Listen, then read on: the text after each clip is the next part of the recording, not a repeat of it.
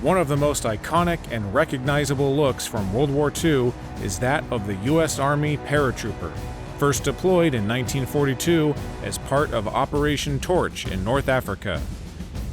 This is a representation of the U.S. Army Airborne Parachute Infantry from 1942 through 1945 in ARMA 3.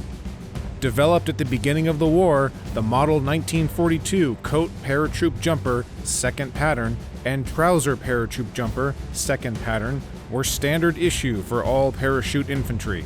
An upgrade from the standard Army uniform of the time, it featured cargo pockets on the shirt and pants, as well as a number of additional improvements to make the uniform suitable for combat jumps.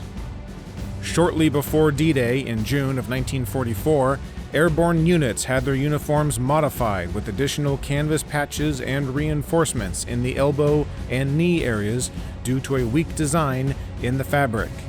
These variants are commonly known as the rigger uniform. After D-Day, a new uniform started to appear in Europe, the M1943 Combat Uniform. Designed for use by both traditional infantry and airborne units, this new uniform borrowed heavily from the design of the 1942 Paratrooper uniform. It was colored in OD7, a deeper shade of green that was more suitable to the European terrain, and again had special cargo pockets and ties on the pants to aid in combat jumps. Some paratroopers did continue using their 1942 uniform after the 43 model was issued. However, it was only seen in rare instances. Airborne soldiers used a wide variety of gear to carry their equipment. Most commonly seen for riflemen were the M1936 suspenders. Many units added reinforced leather or felt pads on the shoulders, coupled with the M1923 Cartridge Belt. Depending on the weapon used, the M1936 Pistol Belt was also employed and fitted with magazine pouches for the M1A1 Thompson, M1 Carbine, or other rigger's pouch depending on the weapon. During combat drops, airborne soldiers would carry anything they could, and as such, their loadouts were not standardized. M1 ammunition bags, gas mask bags, and other miscellaneous pouches were often seen. Paratroopers would also carry extra knives, bandoliers of ammo, first aid kits, and more. The M1936 Musette Bag was the backpack of choice for paratroopers. It could be worn as a side bag with a carry strap or attached to the suspenders and worn as a backpack. On D-Day, the T5 parachute assembly was the chute of choice. This static line, round canopy parachute would automatically deploy when jumping from the aircraft. However, if the main chute failed to open, a reserve parachute worn in the front could be deployed using a ripcord. Paratroopers also carried rope to lower themselves to the ground in an event they landed in a tree or other high obstacle. Paratroopers used the M2 combat helmet, a variation on the standard M1, with improvements made for airborne operations including a leather chin strap and improved harness. On D-Day, many paratroopers used a camouflage scrim netting covered in strips of fabric and often tied their first aid pouch to their helmet. Officially designated as U.S. Rifle Caliber 30 M1, the M1 Garand was the standard issue weapon for most paratroopers during the war.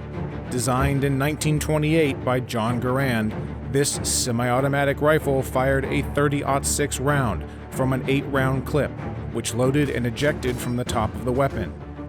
The iconic ping sound can be heard after the last round is fired, and the clip is automatically ejected from the rifle. Approximately 4 million M1 Garand rifles were produced during World War II by Springfield and Winchester. Commonly issued to officers and NCOs was the M1A1 Thompson submachine gun, known by its nickname, the Tommy Gun, due to its use by Prohibition gangsters in the 1920s. The Thompson was a fully automatic weapon, which fired a .45 caliber pistol round from a 20-round or 30-round stick magazine. While heavy, the Thompson proved itself well in World War II and was loved by its users. An alternative to the Thompson, the M1 Carbine was a smaller, lightweight rifle which fired a .30 caliber carbine round from a 15-round magazine. Specific to the Airborne was the M1A1 Carbine, which added a folding stock for compact storage during jumps. The carbine was commonly issued to officers, NCOs, artillery observers, mortar crews, and other specialized roles. The M1919A4 and A6 Browning machine gun were carried into battle by airborne machine gunners. The 1919 was a belt-fed, air-cooled .30 caliber medium machine gun, firing the same .30-06 round as the M1 Garand. The Browning was belt-fed with commonly 100 or 200 round lengths of ammunition.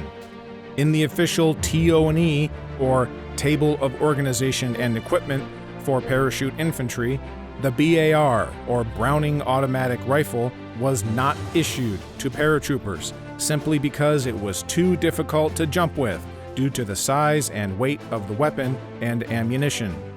While some paratroopers were photographed using the BAR, they acquired it through unofficial channels and not through the unit's inventory. In the anti-tank role was the M9A1 Bazooka. The M9A1 could be split into two pieces for easy carrying during combat jumps and fired high explosive and white phosphorus rockets. Bazookas were often used to destroy enemy machine gun nests, bunkers, tanks, and other static fortifications. The sidearm of choice was the M1911, a .45 caliber pistol which fired from a 7-round magazine. If you enjoyed this video, please like and subscribe. And if you'd like to play ARMA 3 with this equipment in a multiplayer MilSim setting, check us out, the 9th Air Commando Group.